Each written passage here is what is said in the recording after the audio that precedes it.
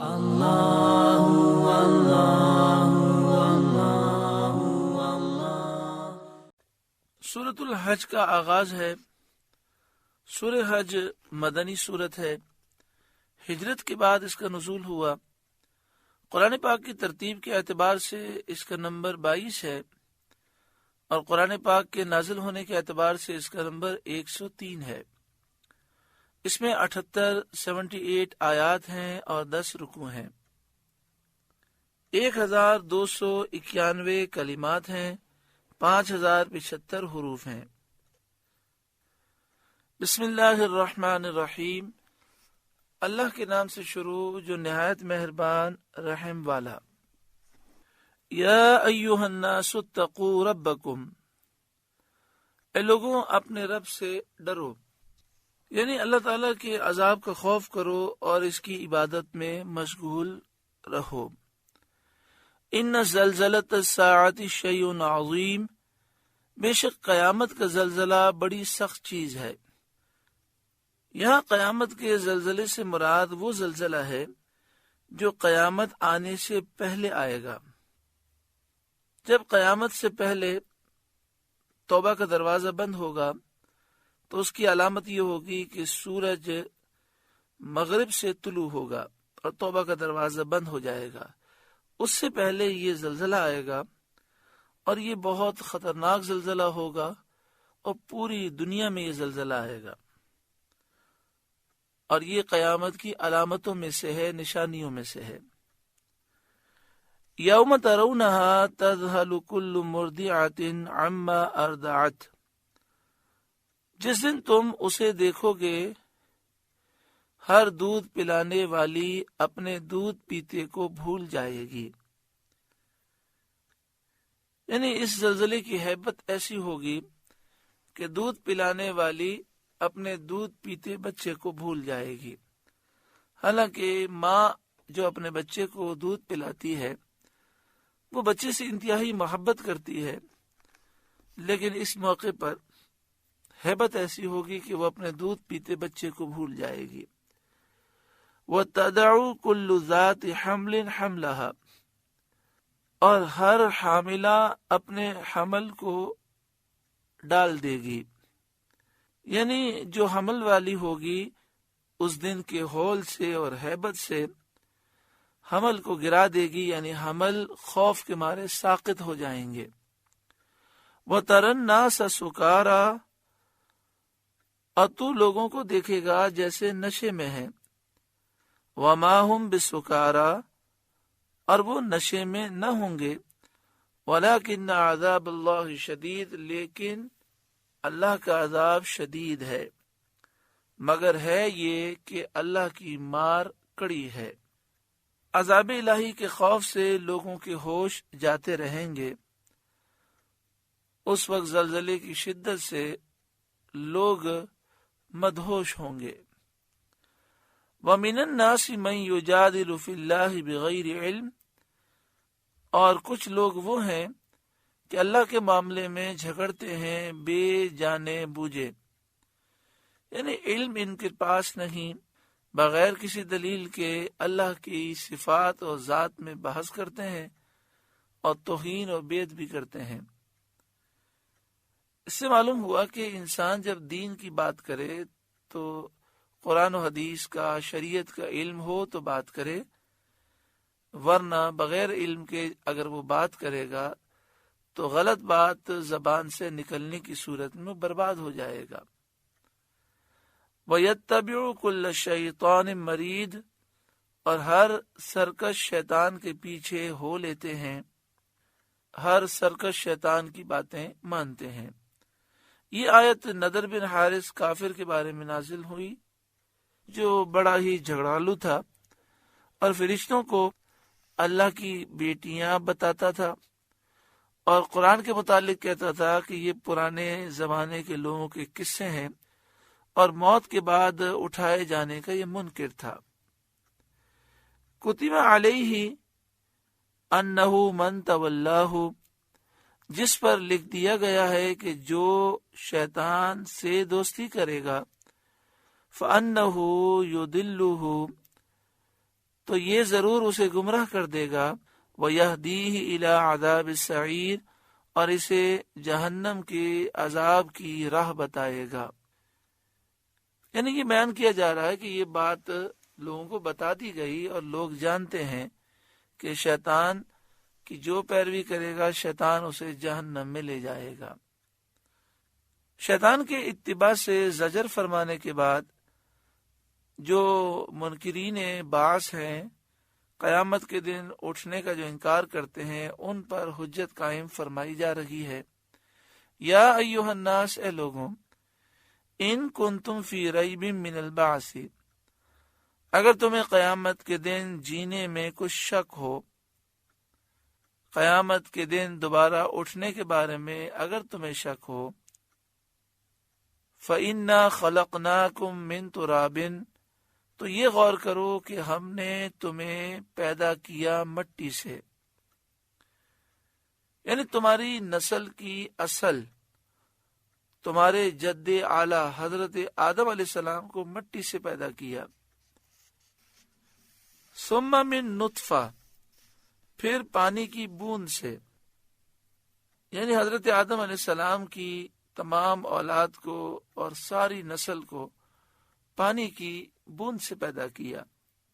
ثم من علقۃ، پھر خون کی پھٹک سے، کہ وہ نطفہ گاڑھا خون ہو جاتا ہے۔ ثم من مضغۃ مخلقۃ وغیر مخلقہ، پھر گوشت کی بوٹی سے نقشہ بنی اور بے بنی، یعنی پھر وہ خون سے گوشت کی بوٹی بنتی ہے اور پھر اس میں کچھ نقشہ بنا ہوتا ہے، کچھ نہیں بنا ہوتا، اور پھر آہستہ آہستہ شکل پوری ہوتی ہے۔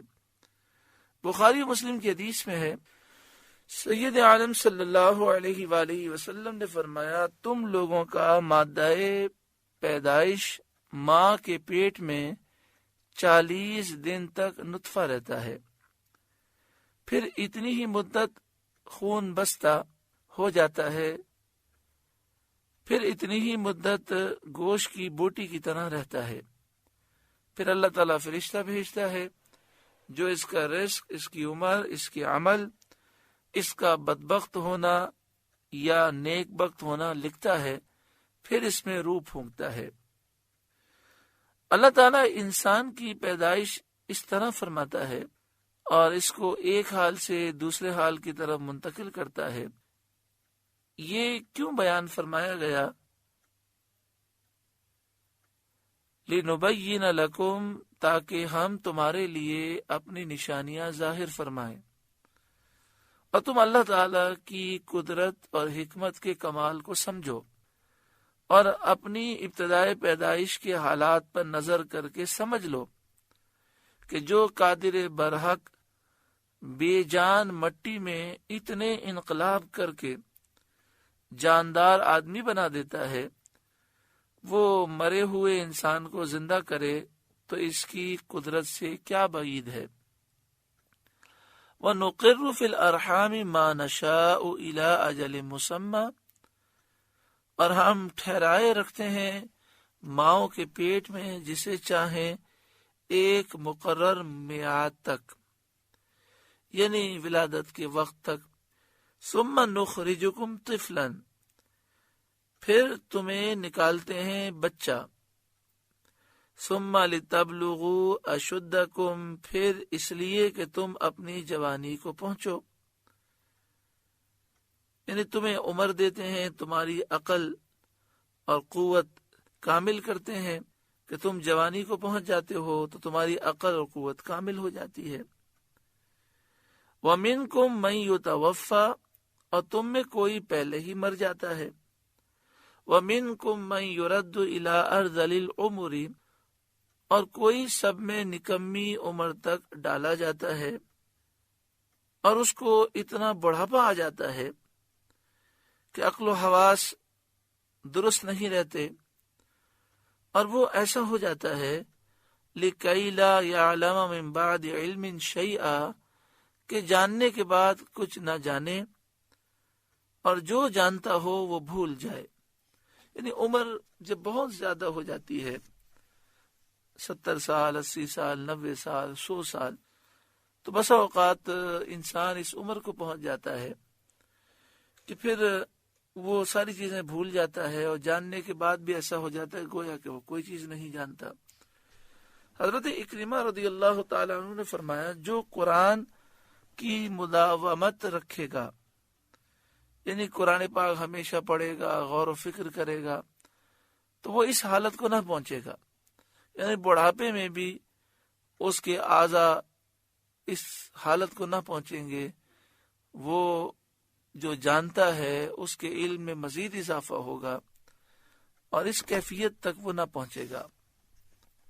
اس کے بعد اللہ تعالی بعث یعنی مرنے کے بعد اٹھنے پر دوسری دلیل ارشاد فرماتا ہے، وَتَرَى الْأَرْضَ حَامِدَةً، اور تو زمین کو دیکھے مرجھائی ہوئی، خشک بے گیا، یعنی وہ خشک ہوتی ہے زمین، اس پر کوئی سرسبزی اور شادابی نہیں ہوتی۔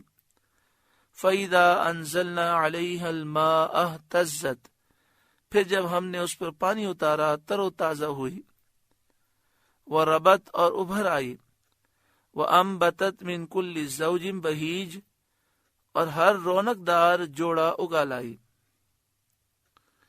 ہر قسم کا خوشنما سبزہ اگا۔ یہ دلیلیں بیان فرمانے کے بعد اب نتیجہ بیان فرمایا جاتا ہے۔ ذالک بأن اللہ هو الحق، یہ اس لیے ہے کہ اللہ ہی حق ہے، اور یہ جو کچھ ذکر کیا گیا آدمی کی پیدائش اور خشک بے گیا زمین کو سرسب و شاداب کر دینا، اس کے وجود کی دلیلیں ہیں، اس کی حکمت کی دلیلیں ہیں، اس سے اللہ کا وجود بھی ثابت ہوتا ہے۔ وَأَنَّهُ يُحْيِي الْمَوْتَى، اور یہ کہ وہ مردے زندہ فرمائے گا، وَأَنَّهُ عَلَى كُلِّ شَيْءٍ قَدِيرٌ، اور یہ کہ وہ سب کچھ کر سکتا ہے، وَأَنَّ السَّاعَةَ آتِيَةٌ لَا رَيْبَ فِيهَا، اور اس لیے کہ قیامت آنے والی ہے، اس میں کچھ شک نہیں، وَأَنَّ اللَّهَ يَبْعَثُ مَن فِي الْقُبُورِ، اور یہ کہ اللہ اٹھائے گا انہیں جو قبروں میں ہیں، وَمِنَ النَّاسِ مَن يُجَادِلُ فِي اللَّهِ بِغَيْرِ عِلْمٍ، اور کوئی آدمی وہ ہے کہ اللہ کے بارے میں یوں جھگڑتا ہے کہ نہ تو علم ہے، ولا ہدن، نہ کوئی دلیل ہے، ولا کتاب منیر، اور نہ کوئی روشن نوشتہ کوئی کتاب، یعنی کوئی آدمی وہ ہے جو اللہ کے بارے میں جھگڑتا ہے بغیر علم کے، بغیر دلیل کے، بغیر روشن کتاب کے۔ شان نزول کی آیت ابو جہل وغیرہ ایک جماعت کفار کے بارے میں نازل ہوئی جو اللہ تعالی کی صفات میں جھگڑا کرتے تھے اور اس کی طرف ایسے اوصاف کی نسبت کرتے تھے جو اللہ کی شان کے لائق نہیں۔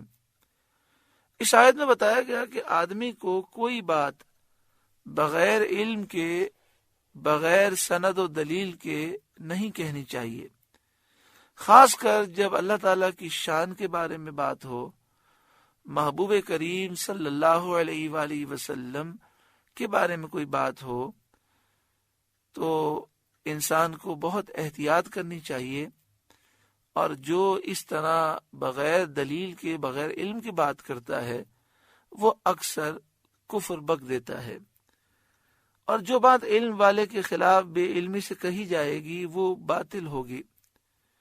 پھر اس پر یہ انداز کہ بندہ بغیر علم کے جہالت کے ساتھ بات کرے اور پھر اس پر اصرار بھی کرے اور تکبر بھی کرے، اور اصرار کرتے ہوئے، تکبر کرتے ہوئے حق سے اپنی گردن موڑے ہوئے بھی ہو، تو کتنا بد نصیب ہے کہ اس قدر غرور ہے کہ اپنی غلطی کو بھی سننے کے لیے وہ تیار ہی نہیں۔